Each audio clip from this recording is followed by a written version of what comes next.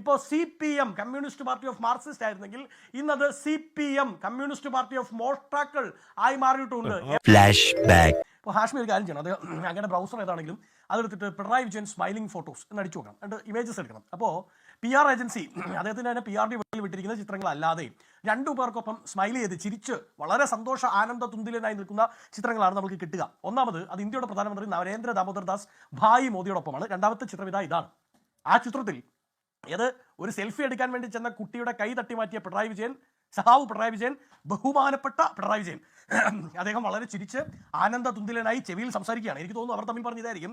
പിണറായി വിജയൻ പറഞ്ഞു, പോറ്റി അത് LDF വരും എല്ലാം ശരിയാകും. ഉടനെ പോറ്റി തിരിച്ചു പറഞ്ഞു, അങ്ങനെയല്ല സഹാവേ, LDF വരും എല്ലാം ചെമ്പാകും, നമുക്കിതെല്ലാം ചെമ്പാക്കണം എന്നാണോ ഇവർ തമ്മിൽ പറഞ്ഞത് എന്നതിന്റെ ഉത്തരം പറഞ്ഞു. ദൈവതുല്യരെന്ന് പറഞ്ഞു ആരെ കുറിച്ചാണ് പറഞ്ഞത്?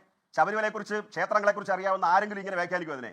ശബരിമലയിലെ ദൈവം എന്ന് പറഞ്ഞു കഴിഞ്ഞാൽ മൈനർ. എവിടുത്തെ ദൈവം മൈനർ? മേജർ ആരാ? അവിടുത്തെ പ്രധാനപ്പെട്ട മേജർ എന്ന് പറയുന്ന ആരാ? തന്ത്രിയാണ്. അപ്പൊ ദൈവതുല്യർ എന്ന് പറഞ്ഞാൽ ആരാ? ആർക്കത് അറിയാൻ വയ്യാത്ത?